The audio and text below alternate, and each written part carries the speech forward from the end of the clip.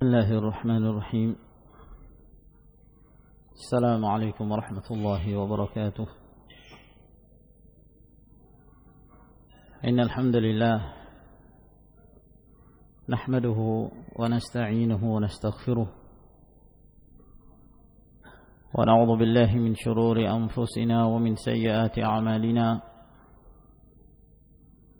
من يهده الله فلا مضل له ومن يضلل فلا هادي له. وأشهد أن لا إله إلا الله وحده لا شريك له وأشهد أن محمدا عبده ورسوله صلى الله عليه وعلى آله وأصحابه ومن تبعهم بإحسان إلى يوم الدين. أما بعد، Ma'asyiral muslimin rahimakumullah. Alhamdulillah, malam hari ini adalah malam yang kelima di bulan Ramadan, di mana kita masih diberi kesempatan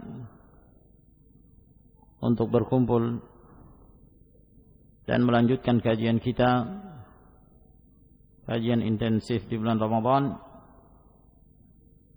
yang membaca kitab Wadhifatul Abtal Al-Musabaqah ila Fadailil A'mal karya Fadilatul Syekh Muhammad bin Abdullah Al-Imam hafizahullah ta'ala, yang menjelaskan tentang fikih dan dhawabit, hukum-hukum seputar amalan-amalan yang utama. Dan telah kita jelaskan pada pertemuan sebelumnya bahwa amalan-amalan di dalam Islam bertingkat-tingkat keadaannya. Maka hendaknya seorang memperhatikan dan memahami dari tingkatan-tingkatan amalan tersebut.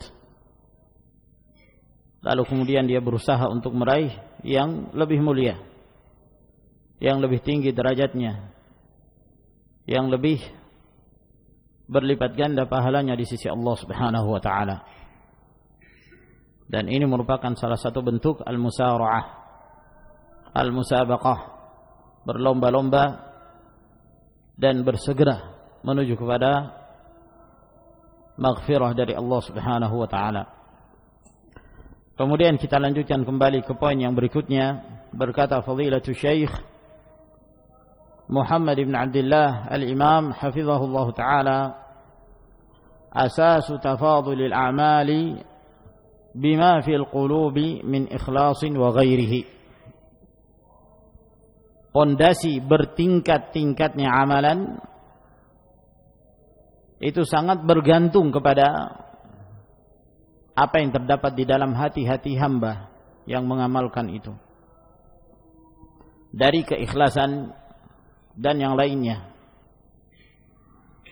Pada poin ini beliau hendak menjelaskan hafizahullah ta'ala bahwa di dalam beramal Allah Subhanahu wa ta'ala tidak hanya memperhatikan amalan secara zahir atau apa yang dilakukan oleh jasmani kita, oleh tubuh kita, akan tetapi apa yang kita amalkan secara zahir itu sangat erat sekali kaitannya dengan apa yang terdapat di dalam hati, dari keikhlasan, dari tawakal kepada Allah Subhanahu wa taala dan yang lainnya. Dan itulah yang akan membedakan kedudukan amalan tersebut di sisi Allah Subhanahu wa taala. Terkadang ada dua orang yang mengamalkan amalan yang sama, gerakannya sama, persis, seakan-akan tidak ada bedanya. Namun ternyata penilaiannya di sisi Allah Subhanahu wa taala berbeda. Adapun si fulan pahalanya dilipat gandakan Allah Subhanahu wa taala, sedangkan yang kedua tidak demikian keadaannya. Ternyata yang membedakan itu adalah apa yang terdapat di dalam hati mereka, dari keikhlasan, dari kekhusyuan, dari khasyah, rasa takut seorang hamba kepada Rabbnya, tawakal seorang hamba kepada Allah Subhanahu wa taala. Maka di sini menjelaskan kepada kita peranan hati, amalul qulub, bahwa amalan-amalan hati itu sangat penting sekali, yang sangat berkaitan dengan amalan-amalan secara zahir. Salahul zahir yadullu ala salahil batin. Kebaikan secara zahir menunjukkan kebaikan dalam batin, dalam hati seorang. Dan inilah yang disebutkan oleh Rasulullah sallallahu alaihi wasallam dalam hadis yang diriwayatkan oleh Imam Muslim dari hadis Abu Hurairah, kata Nabi sallallahu alaihi wasallam, "Innallaha la yanzuru ila ajsamikum wala ila suwarikum, walakin yanzuru ila qulubikum wa a'malikum." Sesungguhnya Allah Subhanahu wa taala tidak hanya melihat kepada jasmani kalian. Allah tidak melihat kepada postur tubuh kalian, kegagahan kalian, kecantikan kalian, ketampanan kalian. Namun Allah Subhanahu wa taala memperhatikan qulubikum wa a'malikum, hati kalian dan amalan. Hati dan amalan. Bukan hanya hati, namun juga disertai dengan amalan. Dan bukan hanya amalan secara zahir, namun amalan yang zahir yang hubungannya dengan hati yang ikhlas, yang takut kepada Allah Subhanahu wa taala dan berharap kepadanya. Demikian pula halnya amalan-amalan secara umum. Terkadang ada satu amalan yang kelihatannya amalan itu adalah amalan yang sepele atau amalan yang ringan dibandingkan amalan-amalan yang lain. Akan tetapi disebabkan karena peranan hati, boleh jadi amalan yang ringan tersebut memiliki bobot yang berat di sisi Allah Subhanahu wa taala. Demikian pula sebaliknya, terkadang ada suatu amalan yang besar secara zahir, namun nilainya kecil di hadapan Allah Subhanahu wa taala disebabkan karena hatinya. Kata Abdullah bin Mubarak rahimahullah taala, "Rubba amalin kabirin tusaghiruhu an-niyyah, wa rubba amalin saghirin tukabbiruhu an-niyyah." Terkadang ada satu amalan yang besar menjadi kecil nilainya. Kenapa? Karena niat. Demikian pula sebaliknya, terkadang ada amalan yang kecil namun disebabkan karena niat yang terdapat dalam hati seorang muslim yang beribadah, yang mengamalkan amalan tersebut, menjadi besar nilainya di sisi Allah Subhanahu wa taala. Kata beliau hafizahullah, "Laisatil ibratu fi tafadulil a'mali bidzawahir." Bukanlah yang menjadi tolak ukur semata dalam hal bertingkat-tingkatnya amalan-amalan itu ditinjau dari amalan secara zahir. Ya, meskipun itu punya peranan, amalan secara zahir jelas memiliki peranan yang penting dalam keimanan. Akan tetapi bukan hanya itu yang dijadikan sebagai ibrah, sebagai tolak ukur. Balil ibratu bi salahil batin. Namun yang menjadi tolak ukur adalah kesalihan batin seseorang. Apa yang terdapat di dalam hati-hati manusia, hati-hati hambanya. Lianna salahal batin aslun wa salahal zahiri far'un an dhalikal asli. Disebabkan karena kesalehan batin itu adalah asalnya, sedangkan kesalehan secara zahir itu adalah cabang dari asal yang terdapat di dalam hati. Sebab seorang kalau memiliki hati yang baik akan berpengaruh pada amalan-amalannya yang zahir. Namun amalan zahir tidak cukup. Sekadar beramal secara zahir tidak cukup.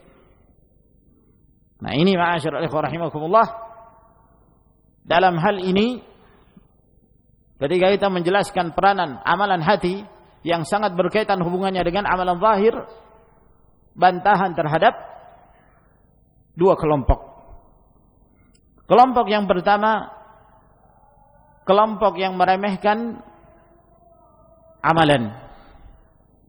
Mereka mengatakan Yang penting kita menjaga hati.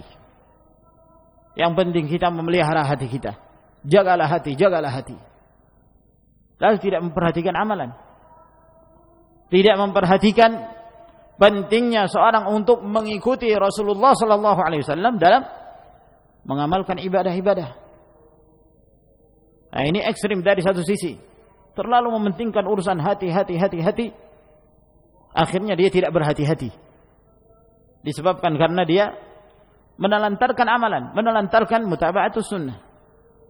Ketika dia ditegur misalnya, dikatakan ya akhi ini bid'ah, ini kesesatan, tidak diperbolehkan demikian.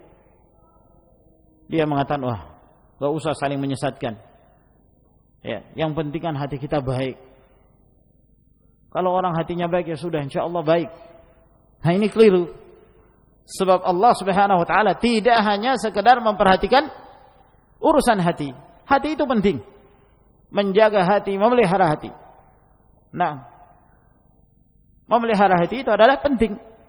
Akan tetapi amalan zahir juga adalah merupakan hasil dari apa yang terdapat di dalam batin.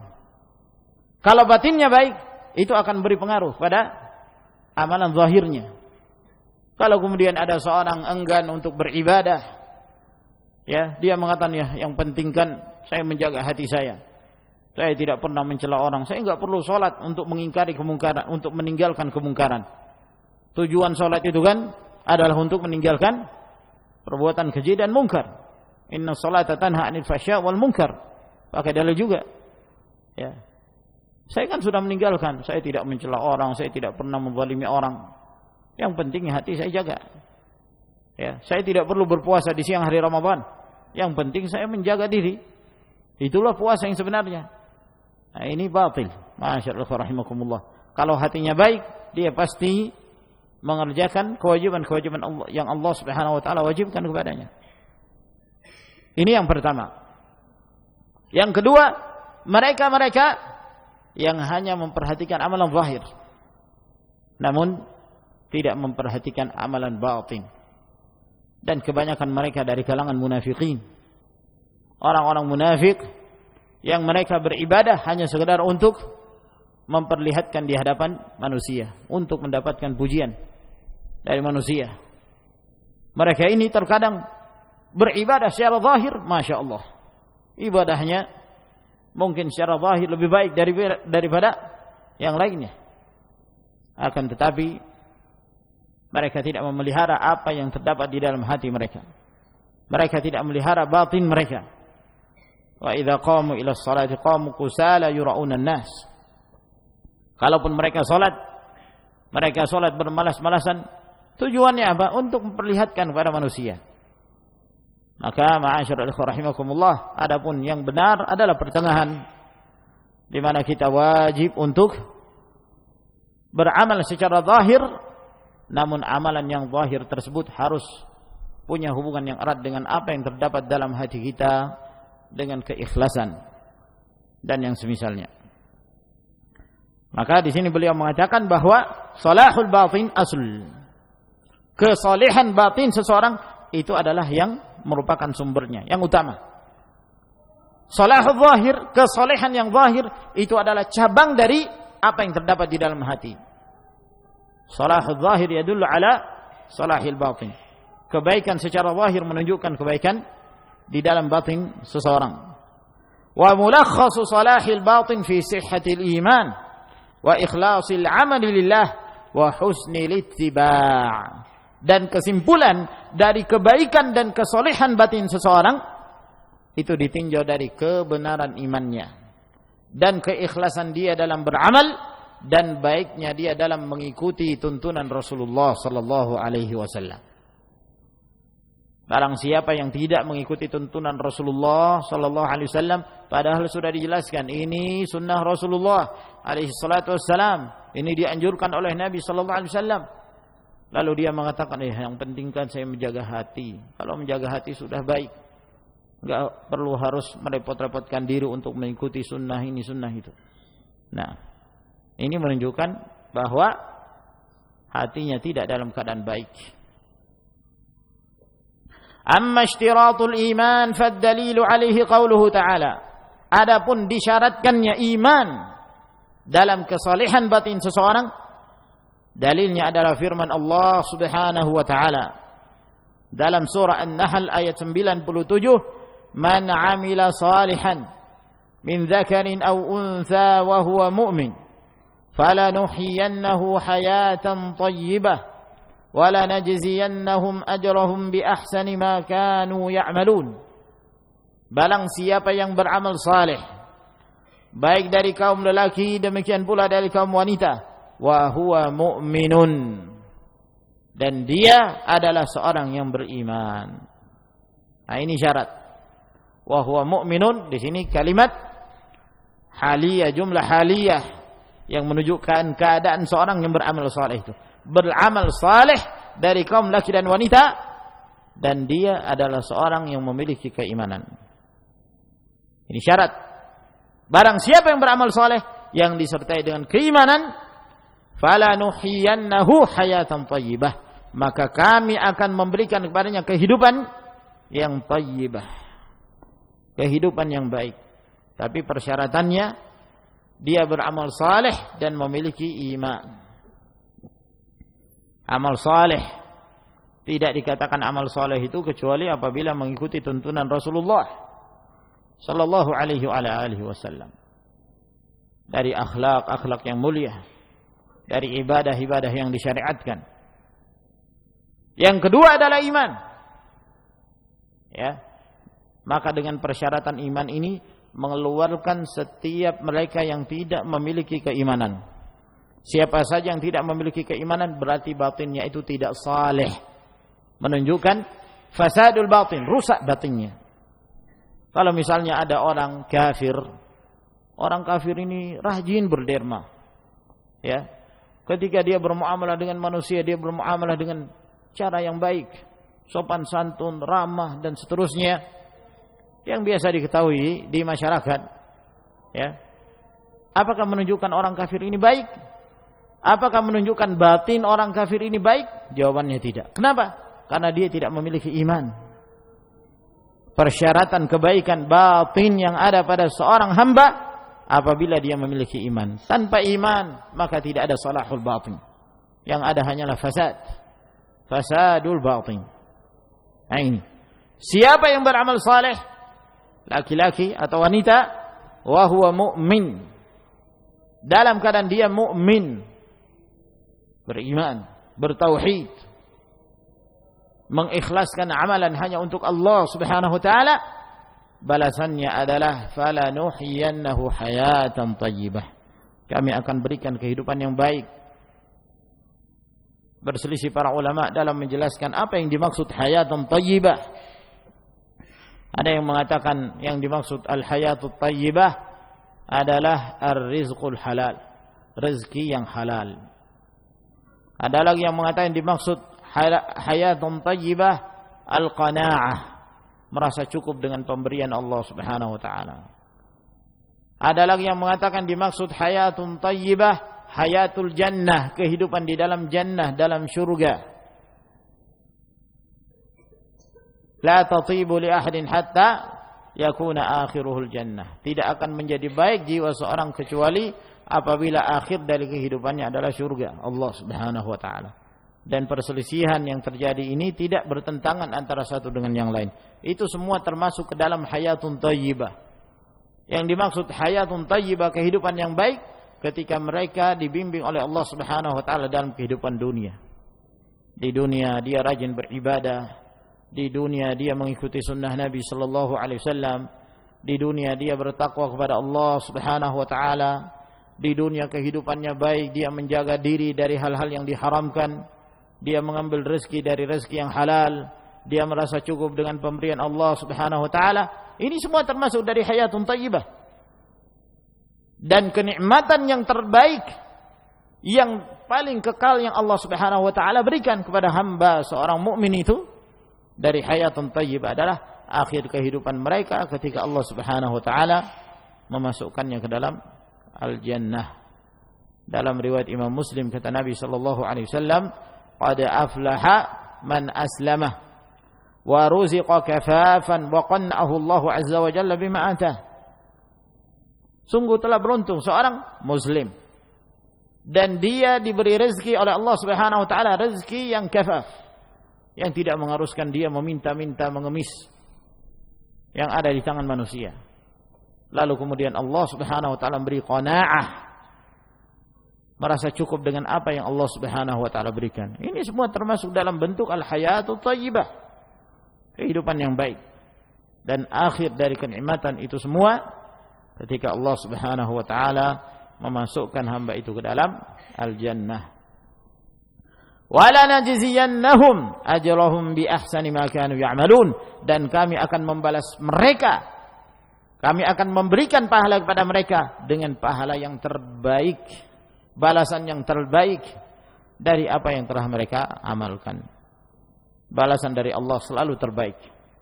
Allah tidak akan pernah memberikan balasan yang semisalnya kepada apa yang diamalkan oleh hamba, mesti yang terbaik.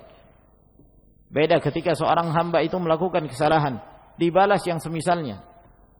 Dibalas yang semisalnya. Dia berbuat satu kesalahan, Allah Subhanahu wa taala ya menuliskan untuknya satu perbuatan dosa. Itu pun terkadang Allah Subhanahu wa taala maafkan, ampuni kesalahannya. Namun ketika seorang hamba mengamalkan satu kebaikan, maka dilipat gandakan oleh Allah Subhanahu wa taala. Al-hasanatu bi'ashri amsalha ila 700 dha'fin ila dha'afin katsirah. Satu kebaikan dilipat gandakan oleh Allah Subhanahu wa taala sama seperti mengamalkan 10 kebaikan, dilipat gandakan menjadi 700 kali lipat dan dilipat-lipat gandakan lagi oleh Allah Jalla wa ala. Fa qauluhu, maka firman Allah Subhanahu wa taala, wa huwa mu'minun, dan dia adalah seorang mukmin, dalilun. Ini merupakan dalil ala anna al-a'mal as-salihata la yu'taddu biha illa idza tahaqqaqa al-iman. Bahwa amalan-amalan yang saleh itu tidaklah teranggap kecuali apabila ada wujud keimanan pada diri seorang hamba itu. Wa amma al-ikhlas fa hasbuka bihi fi anna Allah alhaqa al-ma'dhurin 'anil jihad bil qadirin 'alaih. Termasuk di antara amalan hati yang sangat penting yang ada pada diri seorang muslim, dan itu merupakan tanda keimanan, adalah keikhlasan. Keikhlasan seorang hamba dalam beribadah. Ketulusan seorang hamba, tekad seorang hamba untuk mendekatkan diri kepada Allah Subhanahu wa taala. Kata beliau, adapun peranan penting dari ikhlas dalam hati seorang muslim, cukuplah yang menunjukkan keutamaan ikhlas itu, annallaha alhaqal ma'dzurin 'anil jihad bil qadirin 'alaih. Bahwa Allah Subhanahu wa taala menyamakan orang-orang yang mereka memiliki uzur sehingga mereka tidak mengikuti jihad di jalan Allah Subhanahu wa taala. Allah samakan kedudukan mereka dengan orang-orang yang mampu berangkat berjihad. Ada orang-orang yang punya kemampuan, mereka berangkat untuk berjihad di jalan Allah Subhanahu wa taala, punya kemampuan fisik. Ya. Mereka berjalan naik ke atas bukit, menuruni lembah, terus mereka melakukan perjalanan untuk berjihad di jalan Allah Subhanahu wa taala. Sementara di sana ada orang-orang yang tinggal di kampungnya dan tidak mengikuti pemberangkatan jihad di jalan Allah Subhanahu wa taala. Kenapa? Karena mereka punya uzur. Ada yang buta sehingga enggak bisa berangkat. Ada orang yang a'raj, yang pincang, ada yang tidak punya kaki sebelah. Dan yang semisalnya dari mereka, orang-orang yang memiliki uzur sehingga mereka tidak mengikuti pemberangkatan orang-orang yang berjihad di jalan Allah Subhanahu wa taala. Tapi tinggalnya mereka di kampung halamannya, tidak ikut berangkatnya mereka, Allah Subhanahu wa taala samakan kedudukan mereka dengan orang-orang yang berangkat. Apa yang menyamakan? Padahal yang ini berangkat, yang ini tentunya dia dengan kesungguhannya, masyaqqah, penuh dengan kesulitan dalam perjalanan, sementara yang di sana tinggal di kampung halamannya, mereka tidak ikut dalam pemberangkatan jihad, akan tetapi Allah Subhanahu wa taala menyamakan mereka. Yang menyamakan adalah apa yang terdapat di dalam hati mereka dari keikhlasan, dari niat. Innamal a'malu binniyat. Mereka ingin ikut perang, mereka semangat, Akan tetapi sayang sekali mereka adalah orang-orang yang memiliki uzur. Nah, sehingga Allah Subhanahu wa taala mencatat disebabkan karena niat dan ikhlas yang terdapat di dalam hati mereka, sama kedudukannya dengan orang-orang yang berangkat. Nah, ini kata beliau. Wa ma hadza illa bisababi ikhlasihim, dan tidaklah demikian keadaannya Allah Subhanahu wa taala menyamakan kedudukan mereka, melainkan disebabkan karena keikhlasan mereka. Qala ar-Rasul sallallahu alaihi wa alihi wasallam, bersabda Rasulullah sallallahu alaihi wasallam, inna aqwaman bil madinati khalfana ma salakna syi'ban wala wadiya illa wa hum ma'ana habasahumul udhru. Kata Nabi sallallahu alaihi wasallam, di sana ada beberapa kaum tinggal di kota Madinah di belakang kita. Tidaklah kita menempuh satu perjalanan menaiki bukit dan menempuh perjalanan di lembah, melainkan mereka tetap bersama kita dalam hal pahala, ya. Namun yang mencegah mereka untuk berangkat, habasahumul udhru, disebabkan karena mereka tertahan oleh uzur yang mereka miliki. Mereka orang-orang yang ma'dzurin, orang yang diberikan uzur, tidak mampu berangkat berjihad bersama Rasulullah sallallahu alaihi wasallam dan para sahabatnya. Namun Allah Jalla wa ala menyamakan kedudukan mereka. Mereka juga dianggap mengikuti perjalanan jihad di jalan Allah Subhanahu wa taala. Subhanallah. Kenapa? Keikhlasan hati yang terdapat di dalam hati mereka. Wa ma umiru illa liya'budullaha mukhlishina lahuddin. Oleh karena itu, ini menunjukkan hati ini punya peranan yang sangat penting sekali. Kadang-kadang seorang tidak melakukan suatu amalan, tapi dia dianggap melakukan amalan tersebut disebabkan karena dia memiliki uzur untuk tidak melakukan amalan itu. Idza marida al-'abdu aw safara kutiba lahu mithla ma kana ya'maluhu wa huwa sahihun muqim. Apabila seorang itu sakit atau dia dalam keadaan melakukan perjalanan safar, maka dicatat oleh Allah Subhanahu wa taala seperti apa yang dia amalkan dalam keadaan sehat dan pada saat dia mukim tidak melakukan perjalanan safar. Dicatat. Kenapa? Sebab mereka rutin mengamalkan amalan tersebut. Namun yang menghalangi mereka untuk mengamalkannya karena sakit. Atau disebabkan karena mereka lelah dalam perjalanan safar. Namun Allah Subhanahu wa taala disebabkan karena niat mereka dan keikhlasan mereka dalam beribadah kepada Allah Subhanahu wa taala, dianggap bahwa mereka mengamalkannya. Nah, qala Syekhul Islam Ibn Taimiyah rahimahullahu taala kama fi Majmu'il Fatawa. Berkata Syekhul Islam Ibn Taimiyah rahimahullah sebagaimana yang disebutkan dalam Majmu'ul Fatawa jilid 10 halaman 49.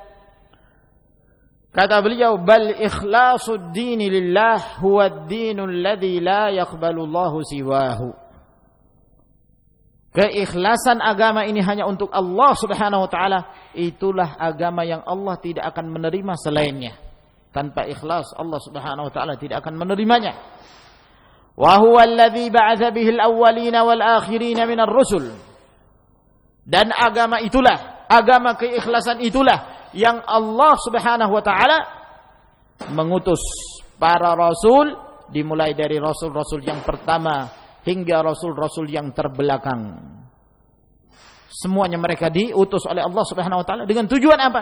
Mengajak manusia ini untuk ikhlas dalam beribadah kepadanya. Wa anzala bihi jami'al kutub, dan dengannya lah Allah Subhanahu wa taala menurunkan seluruh kitab-kitabnya untuk menegakkan ikhlas dalam beribadah. Wattafaqa alaihi a'immatu ahli iman, dan inilah yang disepakati oleh para pemimpin-pemimpin ahlul iman, kaum mukminin. Wa hadza huwa khulasatu da'watin nabawiyyah, dan keikhlasan inilah merupakan inti dari dakwah para nabi. Wa huwa qutbul Quran alladzi taduru alaihi rahahu, dan ini adalah merupakan inti Al-Qur'anul Karim yang seluruh ayat-ayatnya semuanya kembali kepada inti ini, yaitu keikhlasan dalam beribadah kepada Allah Subhanahu wa taala. Ikhlas ini masuk kepada semua amalan-amalan ibadah. Wa ma umiru illa liya'budullaha mukhlishina lahuddin. Ya. Perintah untuk ikhlas. memurnikan ibadah ini hanya untuk Allah Jalla wa Ala. Wa qala al-'allamah Ibnu al-Qayyim rahimahullah muqarriran hadzal ma'na fil wabil as-sayyib. Dan berkata pula Al-'Allamah Ibnu al-Qayyim rahimahullah, beliau juga menetapkan makna ini bahwa ikhlas itu adalah memiliki peranan penting dalam satu amalan. Beliau menjelaskannya dalam kitabnya Al-Wabilus Sayyib halaman 15. Beliau mengatakan fatafadulul a'mali 'indallahi ta'ala bitafaduli ma fil qulub minal iman wal ikhlasi wal mahabbati wa tawabi'iha. Bertingkat-tingkatnya amalan-amalan yang ada di sisi Allah Subhanahu wa taala dan balasan dari Allah itu sesuai dengan bertingkat dan berbeda pula tingkatan apa yang terdapat di dalam hati-hati hamba itu dari keimanan, dari keikhlasan, dari rasa cinta dan segala hal yang menyertainya. Wa hadzal 'amalul kamil huwa alladhi yukaffiru as-sayyi'at takfiran kamilan wan naqis bihasabihi. Maka amalan yang sempurna inilah, yaitu amalan yang disertai dengan keikhlasan yang sempurna, tawakal yang sempurna, rasa takut yang sempurna, rasa cinta yang sempurna kepada Allah Subhanahu wa taala, maka amalan inilah yang akan menghapuskan semua kesalahan-kesalahan, seluruh perbuatan dosa sempurna, dan berkurangnya takfirus sayyi'at, berkurangnya dihapuskan dosa tersebut sesuai dari kadar keikhlasan mereka, rasa takutnya mereka dan rasa cintanya mereka kepada Allah Subhanahu wa taala. Nah, disinilah menjelaskan kepada kita bahwa apa yang dikatakan oleh Nabi sallallahu alaihi wasallam, barang siapa yang mengamalkan ini maka itu menghapuskan dosa, itu adalah harapan kita. As-salawatul khams wal jum'atu ilal jum'ah wa ramadan ila ramadan mukaffirat lima bainahun. Antara salat 5 waktu, satu Jumat menuju Jumat yang berikutnya, satu Ramadan menuju Ramadan yang berikutnya, penghapus dosa. Iya, penghapus dosa, betul. Amalan-amalan itu menghapuskan dosa, akan tetapi ingat, di sana menunjukkan bahwa hati punya peranan yang penting. Ya. Dia akan menghapus dosa apabila hatinya ikhlas. Dia akan menghapus dosa apabila hatinya murni hanya untuk Allah Subhanahu wa taala dan mengharapkan ridha Allah.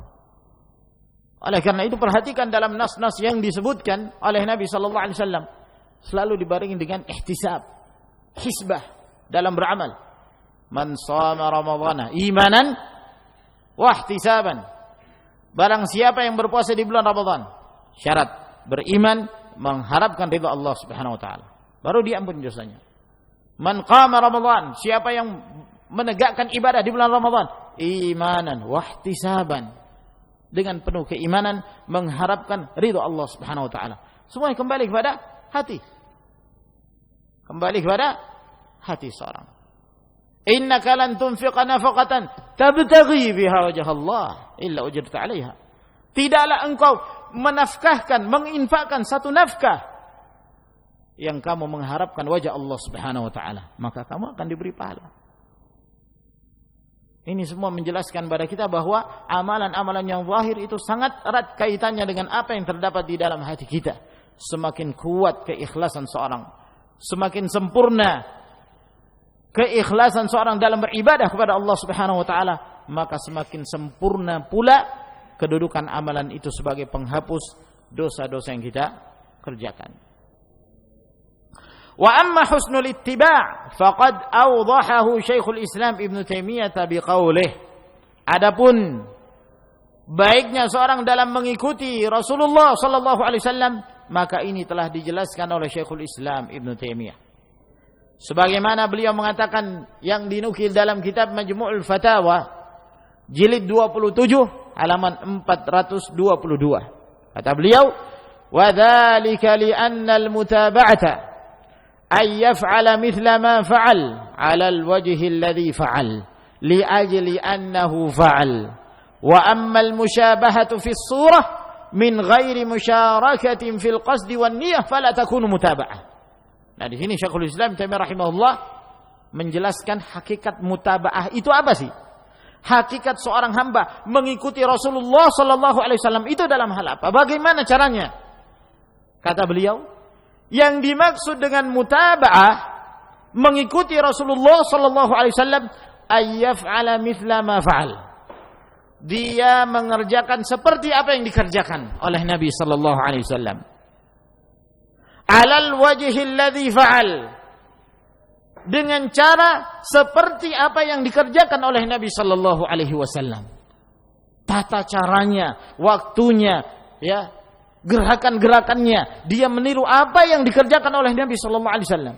Kemudian li ajli annahu fa'al, dengan sebab apa dia mengerjakan. Ini baru dikatakan mutaba'ah kamilah. Ya, mutaba'ah yang sifatnya sempurna ketika seorang hamba mengikuti Rasulullah sallallahu alaihi wasallam. Dia mengikuti Rasulullah alaihi salatu wassalam. Dia mengerjakan seperti apa yang dikerjakan oleh Rasulullah. Dengan cara seperti yang diajarkan oleh Rasulullah sallallahu alaihi wasallam. Dengan tujuan apa? Tujuannya sama seperti tujuan Rasulullah sallallahu alaihi wasallam. Mengikuti Rasulullah, mengikuti perbuatan-perbuatan beliau, apa yang beliau amalkan kita pun mengikutinya. Ya. Ini jelas. Tadi anjurkan mengucapkan la ilaha illallah. Bahkan Nabi sallallahu alaihi wasallam mengatakan a'laha qaulu la ilaha illallah. Cabang keimanan tertinggi itu adalah ucapan la ilaha illallah. Ini pertama. Lalu bagaimana kita mengerjakannya? Mengikuti Nabi sallallahu alaihi wasallam. Pengucapan la ilaha illallah itu ada yang mutlak, ada pula yang muqayyad. Yang sifatnya mutlak, kapan saja kita mengucapkan la ilaha illallah tanpa ditentukan dengan waktu tertentu, kapan saja. Ini zikir mutlak. Dalam perjalanan, ketika kita berdiri, ketika kita duduk baring mengucapkan la ilaha illallah, silakan. Ada pula zikir la ilaha illallah yang sifatnya muqayyad, yang terikat. Seperti misalnya setelah sholat, ada beberapa riwayat yang menunjukkan seorang dianjurkan mengucapkan la ilaha illallah 25 kali bersama dengan tasbih, tahmid, takbir. Ya. Demikian pula pada zikir-zikir yang lainnya. La ilaha illallah wahdahu la syarikalah, lahul mulku wa lahul hamdu wa huwa ala kulli syai'in qadir. Diucapkan setelah salat atau diucapkan ya pada saat seorang menunaikan ibadah umrah ataukah haji atau ibadah-ibadah yang sifatnya muqayyad, terikat. Nah, kita mengerjakan sebagaimana diajarkan oleh Nabi sallallahu alaihi wasallam. Secara mutlak atau secara muqayyad. Adapun ketika seorang mengucapkan la ilaha illallah, dia sudah mengikuti anjuran Nabi sallallahu alaihi wasallam, anjuran mengucapkan la ilaha illallah. Tapi tata caranya, apakah dia mengerjakan seperti yang dicontohkan oleh Nabi sallallahu alaihi wasallam? Ada yang mengucapkan la ilaha illallah tapi dibuat-buat sendiri zikirnya. Bikin acara tahlilan misalnya, ya. Ditambah-tambahi, ya. Kemudian dibuat kaifiat tertentu, cara-cara tertentu yang tidak dicontohkan oleh Nabi sallallahu alaihi wasallam. Maka orang seperti ini tidak mutaba'ah. Dia tidak mengikuti Rasulullah sallallahu alaihi wasallam. Ya, dan ini hanya salah satu contoh saja. Demikian pula yang lainnya. Nah, kemudian yang ketiga, untuk apa dia mengamalkan amalan itu? Kalau Nabi sallallahu alaihi wasallam, tentu kita tidak perlu mempertanyakan keikhlasan beliau dalam beramal. Beliau adalah orang yang paling takut kepada Allah, orang yang paling bertakwa kepada Allah Subhanahu wa taala, yang paling ikhlas dalam beribadah kepada Allah Jalla wa ala. Nah, sekarang pertanyaan dari kita sudah mengikuti Rasulullah. Tata cara ibadahnya Nabi sallallahu alaihi wasallam pun sudah kita ikuti. Tinggal yang terakhir, untuk apa kita mengamalkan amalan itu? Untuk apa kita mengerjakan perbuatan itu? Kita sudah mengetahui itu ibadah, tapi apakah kita mengerjakannya karena Allah Subhanahu wa taala? Wallahu a'lam. Kita tidak bisa memastikan. Kita hanya bisa berharap semoga Allah Subhanahu wa taala menjadikan kita sebagai orang-orang yang ikhlas dalam beribadah. Sebab barang siapa yang mengikuti Nabi sallallahu alaihi wasallam dalam 3 perkara ini, maka ini adalah merupakan pengikutan yang sempurna sifatnya. Inilah yang dinamakan mutaba'ah. Ya, bukan hanya mengikuti Nabi sallallahu alaihi wasallam secara zahir. Wa ammal musyabahatu fi surah, kata beliau, adapun hanya mengikuti Rasulullah sallallahu alaihi wasallam secara zahir min ghairi musyarakatin fil qasdi wan niyah, akan tetapi tidak mengikuti Rasulullah, tidak menyertai Rasulullah sallallahu alaihi wasallam dalam maksudnya, dalam niatnya, maka itu bukan mutaba'ah. Itu bukan mengikuti Rasulullah alaihi salatu wassalam. Nah, itu bukan mengikuti Rasulullah alaihi salatu. Sampai apa? Dia memelihara niatnya bahwa dia beribadah hanya untuk Allah Subhanahu wa taala, sebagaimana Rasulullah sallallahu alaihi wasallam juga beribadah hanya untuk Allah Jalla wa ala. Nah, kemudian setelah kita menjelaskan kewajiban mutaba'ah, mengikuti Rasulullah sallallahu alaihi wasallam secara zahir dan secara batin, maka di sini beliau menjelaskan wal mutaba'atu lirrasul sallallahu alaihi wasallam ala qismaini khassatin wa 'ammatin. Adapun mengikuti Rasulullah sallallahu alaihi wasallam itu terbagi menjadi dua. Ada sifat mutaba'ah mengikuti Rasulullah yang khusus. Ada pula sifat mutaba'ah yang sifatnya umum. Ada yang khusus, ada yang sifatnya umum. Maka di sini beliau menjelaskan apa yang dimaksud mutaba'atun khassah dan mutaba'atun 'ammah. Setelah itu kita lihat di bahagian manakah kita dari sisi mutaba'ah itu. Apakah kita mengikuti Rasulullah sallallahu alaihi wasallam khassah wa 'ammah atau hanya khassah saja? Kata beliau, ammal khassatu فالمتابعة له في أصل مشروعية العبادة والعمل من تحقق شروطه وأركانه وواجباته التي لا تصح إلا به. Adapun yang dimaksud dengan mengikuti Rasulullah sallallahu alaihi wasallam secara khusus adalah mengikuti Rasulullah pada asal hukum disyariatkannya satu ibadah dan beramal untuk mewujudkan syarat-syarat ibadah itu, rukun-rukunnya, kewajiban-kewajibannya yang tidak sah satu ibadah kecuali dengannya. Wal ikhlalu bihadzal qismi mu'athirun fi asli qabulil amal. Melalaikan jenis mutaba'ah yang khusus ini, jenis yang pertama ini, itu akan memberi pengaruh dalam hal diterimanya satu amalan. Kalau dia tidak menjalankan syaratnya, ya, maka amalannya ditolak, tidak akan diterima oleh Allah Subhanahu wa taala, atau tidak menegakkan salah satu rukunnya. Seperti contoh misal Nabi sallallahu alaihi wasallam, beliau memerintahkan kepada umatnya untuk bersuci sebelum beribadah, sebelum mengerjakan salat. La yaqbalullahu salata ahadikum idza ahdatha hatta yatawadda. Allah tidak akan menerima ibadah salah seorang kalian, salat salah seorang kalian ketika dia dalam keadaan berhadas sampai dia berwudu. Maka bersuci syarat sahnya satu ibadah. Ketika seorang hamba itu bersuci sebelum dia mengerjakan salat, berarti dia mengikuti Rasulullah sallallahu alaihi wasallam dalam sifat yang khusus dalam ibadah tersebut. Ya. Adapun seorang yang mengerjakan sholat tanpa bersuci, sengaja tidak ingin bersuci, maka orang ini tidak mengikuti Rasulullah sallallahu alaihi wasallam. Karena dia tidak mengikuti Rasulullah, maka apa yang dia kerjakan batil, amalannya tidak sah.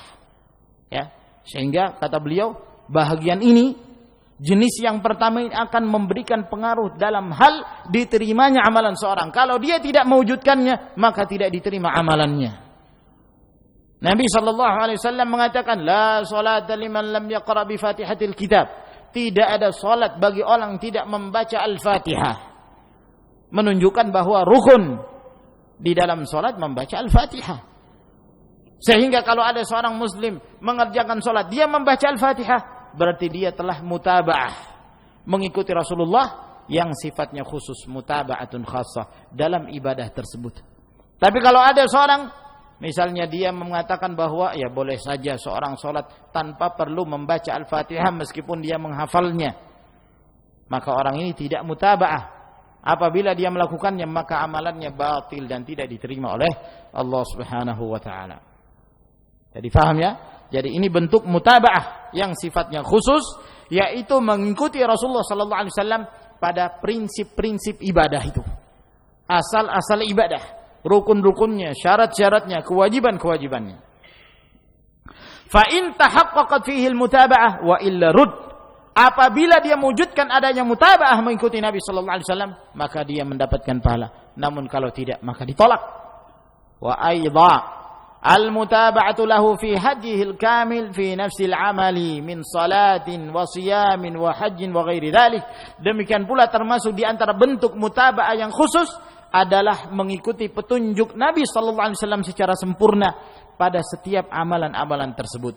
Salatnya, berpuasanya, hajinya, dan lain sebagainya dari ibadah. Dia mengikuti Rasulullah sallallahu alaihi wasallam dalam salatnya, dari takbir sampai mengucapkan salam, dia senantiasa mencontoh Nabi. Ini mutaba'atun khassah. Dia mengikuti Rasulullah dalam hal tata cara berpuasa, dalam hal tata cara menunaikan manasik haji. Dia mengikuti Nabi sallallahu alaihi wasallam. Ini mutaba'ah secara khusus. Bihaitsu yakunu al-'amalu 'ala akmalil wujuh wa hadhihi mutaba'atun al-aslu fiha annaha mustahabbah, ya. Namun kata beliau bahwa di antara bentuk mutaba'ah ada yang sifatnya penyempurna. Ada yang sifatnya penyempurna, bukan berstatus sebagai syarat atau sebagai rukun atau sebagai wajib. Nah, mengamalkan hal ini yang sifatnya penyempurna, ya, dengan cara yang paling sempurna, maka mutaba'ah ini asal hukumnya mustahabbah. Dianjurkan saja, bukan yang sifatnya wajib. Misalnya di sana ada amalan-amalan yang sifatnya sunnah, mustahabbah. Ketika seorang berpuasa,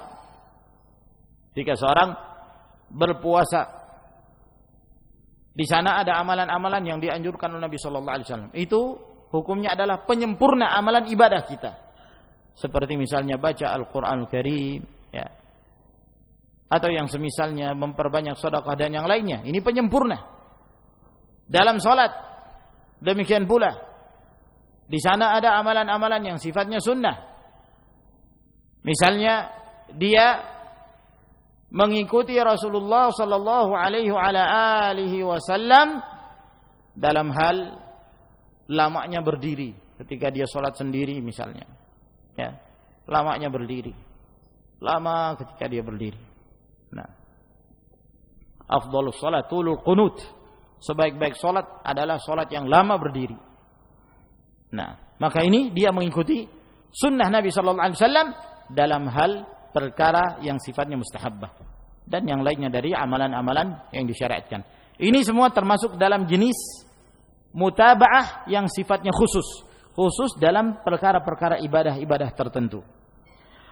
Wa ammal mutaba'atul 'ammah, adapun mengikuti Nabi sallallahu alaihi wasallam yang sifatnya umum, ya, yang sifatnya umum, fahiyal mutaba'atul kamilah li hadyi Nabi sallallahu alaihi wasallam fi kulli ahwalihi, yaitu sifat mutaba'ah mengikuti Rasulullah yang sifatnya sempurna bagi setiap bimbingan Nabi sallallahu alaihi wasallam dalam setiap keadaan beliau. Jadi dia berusaha untuk mencontoh Nabi sallallahu alaihi wasallam bukan hanya dalam ibadah-ibadah yang sifatnya khusus, akan tetapi seluruh keadaan Rasulullah sallallahu alaihi wa ala alihi wasallam. Bagaimana akhlaknya Rasulullah sallallahu alaihi wasallam, dia berusaha untuk meniru bagaimana Rasulullah sallallahu alaihi wasallam ketika bermuamalah bersama dengan para sahabatnya, bermuamalah dengan anak-anak, bermuamalah dengan kerabat-kerabatnya, maka dia berusaha meniru Nabi sallallahu alaihi wasallam. Anjuran-anjuran Nabi sallallahu alaihi wasallam yang sifatnya umum, ya, mengikuti Rasulullah, memelihara jenggot, tidak isbal, ya, mengangkat kain sarung dan tidak menutupi mata kaki, dan lebih afdal lagi kalau kemudian dia nisfus saq, sampai ke pertengahan betis misalnya. Kenapa dia melakukan itu? Karena mencintai Nabi dan mengikuti Nabi sallallahu alaihi wasallam. Dan yang lainnya dari amalan-amalan yang itu adalah merupakan anjuran perintah dari Nabi sallallahu alaihi wasallam. Semakin banyak yang dia ikuti dalam bentuk mutaba'ah secara ammah, secara umum, maka semakin sempurna pula sifat ittiba'nya dia kepada Rasulullah sallallahu alaihi wasallam. Wa babuha wasi'un jiddan. Adapun bab yang kedua ini, penjelasan tentang mengikuti Nabi sallallahu alaihi wasallam yang sifatnya umum, ini pembahasan yang sangat luas sekali. Yas'ubu fi hadzal maqami hasruh, yang sangat sulit untuk membatasinya di tempat ini. Wa haqiqatuha, namun di sini beliau simpulkan, namun hakikat dari jenis yang kedua ini, mutaba'ah yang sifatnya umum, imtithalu syar'i kullihi fil ahwali kulliha min sarra'i wa dharra, adalah menjalankan syariat secara menyeluruh dalam setiap keadaan, baik dalam keadaan mudah, demikian pula dalam keadaan sulit. Wa faqrin wa ghina, dalam keadaan miskin atau dalam keadaan kaya.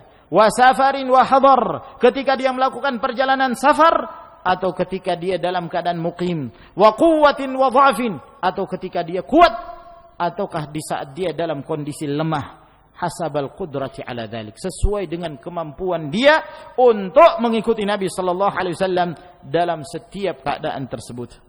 Wala sabila li tahqiqiha illa bikamalil fiqhi fid din, dan tidak akan mungkin seorang sempurna untuk mewujudkan mutaba'ah jenis yang kedua ini kecuali dengan menyempurnakan pemahamannya di dalam agama, yaitu dengan belajar, dengan talabul ilm. Sebab dia belajar, semakin banyak yang dia pelajari, semakin mengerti dia tentang apa yang dikerjakan, apa yang diamalkan oleh Rasulullah sallallahu alaihi wasallam. Ketika dia telah memahaminya, maka dia berusaha untuk mengikuti Nabi sallallahu alaihi wasallam. Jadi kembali lagi pada pentingnya talabul ilm. Makanya Allah Subhanahu wa taala ketika memberi kemudahan kepada seorang hamba untuk menuntut ilmu, maka ini merupakan tanda kebaikan. Dia menuntut ilmu, dia memahami agama Allah, lalu dia mengamalkannya dalam kehidupannya. Wa quwwatil azima 'ala al-'amali bihi, dan tidak akan sempurna untuk mewujudkan mutaba'ah ini kecuali dengan sempurnanya dia dalam memahami agama Allah dan kekuatan tekadnya untuk beramal. Ilmu, amal, ma'a taufiqillahi lil 'abdi wa i'anatihi lah. Namun ini semua disertai dengan taufik dari Allah dan pertolongan dari Allah Subhanahu wa taala kepada hamba itu. Fa hadhil mutaba'ah tablughu sahibaha ma da'ahu Allah ilaihi wa amarahu bihi. Maka bentuk mutaba'ah yang kedua ini, mutaba'ah yang sifatnya umum, inilah yang akan yang menyampaikan orang-orang yang senantiasa mengikuti Nabi sallallahu alaihi wasallam seperti apa yang diserukan oleh Allah dan apa yang diperintahkan oleh Allah Subhanahu wa taala fi qaulihi ta'ala, dalam firman-Nya, qul in kuntum tuhibbunallaha fattabi'uni yuhibbukumullah wa yaghfir lakum dzunubakum wallahu ghafurur rahim. Semuanya kembali kepada ayat ini. Katakanlah, apabila kalian benar-benar cinta kepada Allah, fattabi'uni, maka ikutilah aku, ikutilah Rasulullah sallallahu alaihi wasallam sebagai bentuk wujud cinta kalian kepada Allah. Apabila kalian mengikuti Rasulullah, maka Allah akan memberi balasan kecintaan kepada kalian dan mengampuni dosa-dosa kalian, dan Allah itu Maha Pengampun lagi Maha Penyayang. Maka ini yang dimaksud ittiba, mengikuti Rasulullah secara umum dalam hal apa saja, dalam setiap aspek kehidupan kita. Kita berusaha menjadikan Rasulullah sallallahu alaihi wasallam sebagai suri tauladan kita, sebagai uswatun hasanah dalam setiap keadaan kita. Ya. Oleh karena itu semakin banyak kita mempelajari kehidupan Nabi, semakin banyak kita mempelajari sabda-sabda Rasulullah sallallahu alaihi wasallam, itu akan semakin memberikan pengaruh pada diri kita apabila kita ikhlas dan kita semangat untuk mengikuti Nabi sallallahu alaihi wasallam. Ada yang kita baca dari hadis Nabi sallallahu alaihi wasallam lalu kita aplikasikan, kita amalkan. Ya. Bagaimana Rasulullah sallallahu alaihi wasallam terhadap anak-anaknya, bagaimana Rasulullah sallallahu alaihi wasallam terhadap istrinya, bagaimana Rasulullah sallallahu alaihi wasallam ketika bermuamalah dengan para sahabatnya. Dan begitu seterusnya. Semakin banyak kita memahami tentang hal ini, dan semakin kuat pula tekad kita untuk mengikuti Nabi sallallahu alaihi wasallam, maka jalan kita semakin terarah dan terus terarah untuk berjalan di atas as-siratul mustaqim. Semoga Allah Subhanahu wa taala senantiasa memberi taufik kita untuk menjadi orang-orang yang ittiba' kepada Nabi sallallahu alaihi wasallam, ittiba' amman, ittiba' secara umum dengan penuh keikhlasan dan mengharapkan ridha Allah tabaraka wa taala. Saya kira sampai di sini insyaallah yang kita jelaskan pada pertemuan kita di malam hari ini. Insyaallah taala kita lanjutkan di pertemuan yang berikutnya. Wa akhiru da'wana alhamdulillahi rabbil alamin. Assalamualaikum warahmatullahi wabarakatuh.